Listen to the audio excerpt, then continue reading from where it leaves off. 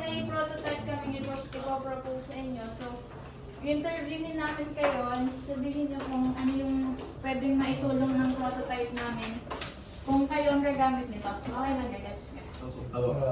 So, ito ay... Ito ay, ano, wood cutter. So, hindi siya totally aligned sa welding, pero ito yung usually ginagamit din. So, ano ba mga functions niya? sa functions niya is meron dito sa baba na motor brake. Halimbawa, puputol kayo ng plywood or any types of wood. Then may sensor siya sa gilid sa tabi ng blade. Yung sensor, once na makadetect siya na yung kamay niya or daliri is malapit dun sa blade, mag-i-stop siya. Mag-i-stop within 1 seconds para maiwasan din na ma-accidente kayo, ma-disgrasya.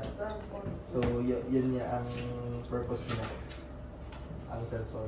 Then may din siya, yung blade guard, yung sa ano naman siya, yung sa mata, bawa. Parang hindi matas ka Pero syempre, safety first pa din naman tayo. Lagi tayo naka-safety goggles. So, ayun.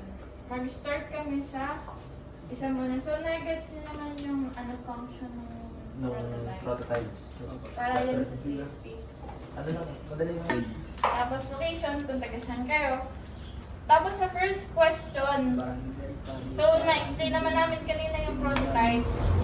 So, nais mo bang mas ligtas na pagputol, mas mabilis sa trabaho o kapanatagan ng loob habang gumagamit ng makina? So, sabihin dyan kung oo o hindi.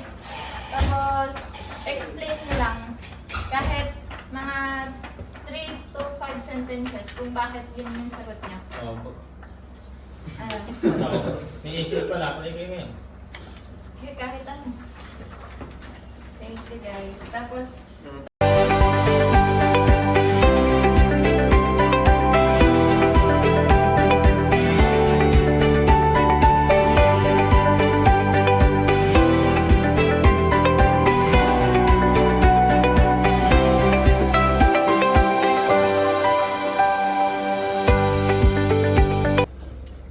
Good day po, Ma'am LJ. Ngayon po kasama ko si Dave. First question po ay, do you want safer cutting, faster cutting, or peace of mind while using the machine? Or nais mo ba ng mas ligtas na pagputol, mas mabilis na trabaho, o kapanatagan ng loob habang gumagamit ng makina? Yes, dahil sa tingin ko ay mas mapapabilis na yung trabaho tulad namin mga welding student. Thank you po.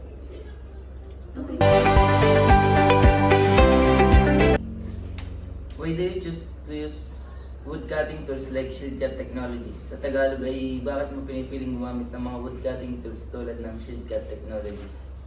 Pinili ko ito dahil mas napapadali ang mga gawain at mas safe ito sa mga ordinaryong gamit na. What challenges do you face in keeping your work safe and productive? Ano ang mga hamon na kinakaharap mo sa panatiling ligtas at produktibo ang iyong trabaho? Paggamit sa PPE.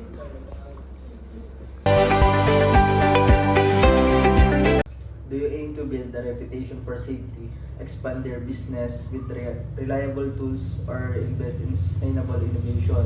Or nais mo bang bumuo ng reputasyon para sa kaligtasan, palawakin ng iyong negosyo gamit ang maasahang kagamitan, o mamuhunan sa napapanatiling inobasyon?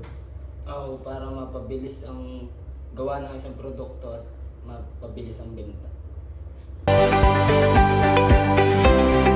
are you looking to reduce accidents immediately, improve workshop safety, or test new technology in daily use? Sa Tagalog, nais mo bang agad mabawasan ng mga aksidente, mapabuti ang kaligtasan sa pagawaan, o subukan ng bagong teknolohiya sa araw-araw na paggamit? Opo, para po mapanatili ang kaligtasan ng mga tao at mapadali ang gawain. What benefits do you expect from shield cut technology in your work or business? Sa Tagalog ay Ano ang benepisyo ang inaasahan mo mula sa Shieldcat Technology sa iyong trabaho o negosyo? Ang benepisyo nito sa akin ay mapadali at mas ligtas na gamitin ito. What benefits do you expect from Shieldcat Technology in your work or business? O anong benepisyo ang inaasahan mo mula sa Shieldcat Technology sa iyong trabaho o negosyo? Ang inaasahan ko dito ay ang kagandahan ng kagamitan at pwede itong pampanta dahil mabilis ito mag-process, hindi tulad ng ibang kagamitan. Are you looking to reduce accidents immediately, improve workshop safety, or test new technology in daily use? O nais mo bang agad mabawasan ng mga aksidente, mapabuti ang kaligtasan sa paggawaan, o subukan ng bagong teknolohiya sa araw-araw na paggamit? Opo, dahil kailangan natin mapabuti ang ating ginagawa, iwas na rin ito sa aksidente.